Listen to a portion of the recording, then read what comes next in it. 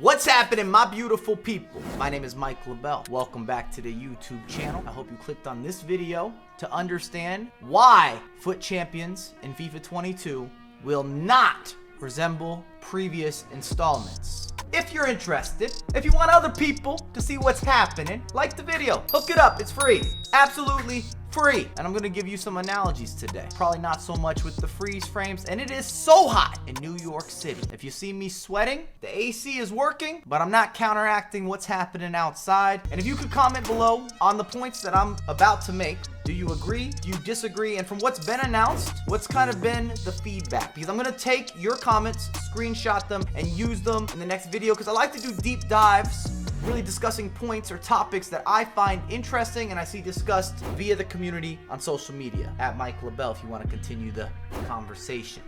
Enough about all that. Here we go. FUT Champions, Weekend League. It's a very stressful game mode. As you can see what's highlighted, we've moved to a points-based system this year rather than wins. So you'll still make progress even if you lose. The updates to Champions aim to strike a balance between the previous time commitments while still offering a competitive experience and rewards. I've been yelling about this, emailing, shouting, resurfacing, offering the Dirty Mike Consulting LLC. Let me explain why this is so important. We'll break down the rest in a moment. What does a points-based system actually mean? Well, in theory, at face value, I would assume, and I think you should assume as well, we're going to receive something similar to division rivals now throughout FUT Champions. Not necessarily the division side, but where you're going up against point tallies that are in your range, which should give you more details. Let me section this off. What does this actually change? First off, it reduces dodging. And if you're unfamiliar with that terminology, if you've played any FIFA over the last 4-5 years, since FUT Champions has been introduced, FIFA 17, and you're a logical thinker, you're practical, have you ever reflected and asked yourself or phoned a friend and said, how is it possible for 200 players to go 29 wins or better? Because they're not matching up against each other. They are avoiding. And I will admit that is a systematic flaw, and players were taking advantage. We've seen drama about this. We've seen information about it. Basically, you weren't incentivized to play versus other pros. Everything was based around the record and getting some early wins on Friday for your point tally. It had nothing to do with the quality of opposition. And that previous model did not benefit you matching up and taking on more difficult opponents. I can say this in multiple different ways. The build out was no good.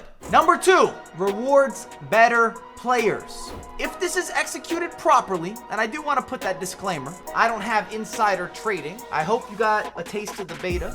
If not, I'm sure you'll let me know. I'm not even sure if it's possible to give away codes, what the situation looks like. I was on a 7-year streak at one point with no beta action, which means I must have been the ultimate beta, the extra beta. I don't like that. Back to the topic at hand. Rewards better players. You would be happy to assume additional risk for additional reward. Let me give you an example. Let's say you gave me 80-20 odds, and if I win, I get a Nissan. That's pretty good. I'll take that vehicle. 80% chance? Sign me up. Or I get a 60-40, but I could get a Mercedes. Now I'm saying I back myself. It's worth the exchange. That's how this should work. When I play better opponents, I get more points. It pushes me along quicker. It's more efficient. I reap the benefits. Maybe I don't even need to play as many games. Simple. It's direct. Number 3, more accurate match making. With points, it's as if you can add or subtract. Now with a selection of weights, let's say if you were on the bench press, stick with me, I'll bring this back together. You're lifting weights. You got the kgs, you got the pounds. On a side note, I still hate that we use pounds and the rest of the world uses kgs. Or a completely different metric system, but I'm not gonna bring that together in this video. I complain all the time. As you're going up in weight, so as you're getting more wins, you could add 5 pounds, 10 pounds, 25 pounds, and so forth and so on. However, in the previous system, there's just the one weight. Just add a 45 and then a 45, or take it off, and so forth and so on. They didn't have a more detailed degree to matchmaking. Many random elements and easy methods that were proven because of how many 30-0s, 29-1s, 28-2s, and so forth and so on. I might sound like a broken record. They weren't playing each other. This gives you more information, therefore allowing you to pin players or to match up players that are very close in ability. Neck and neck, at least from the point system that will be in hand. However, the negative news, potentially, for this to work properly, because I'm assuming the first portion of this matchup is going to be ability, not location or proximity. You can probably predict where this is heading. We need more servers. When I play East Coast to West Coast, it is worse than me playing against friends of mine in Europe. I'm no longer playing FIFA. I'm praying to the FIFA gods. I'm asking for some service, some assistance. Let me get some love touch, some of those nasty bounces, or to have even a slightly more responsive piece of gameplay in comparison to my opposition. This would be a separate video. But to have additional detailed matchmaking, we do need improved servers. The amount of people that message me or shoot me a DM talking about delay or lag as if I have some sort of input or I know something that you don't know. I don't know anyone from that team. I don't know an email, a phone number, who to contact. Number 4, quality versus quantity. And we've already stressed this. I'm not gonna beat it home, not taking the baseball bat out. And we need a little more information in regards to point allocation. But in theory here, is it identical to division rivals? And do I have to play all of the games once I get into the weekend portion, which has been rebranded, I believe, to the Champions Playoffs or the Champions Finals, which we should detail now. We're back to the screen.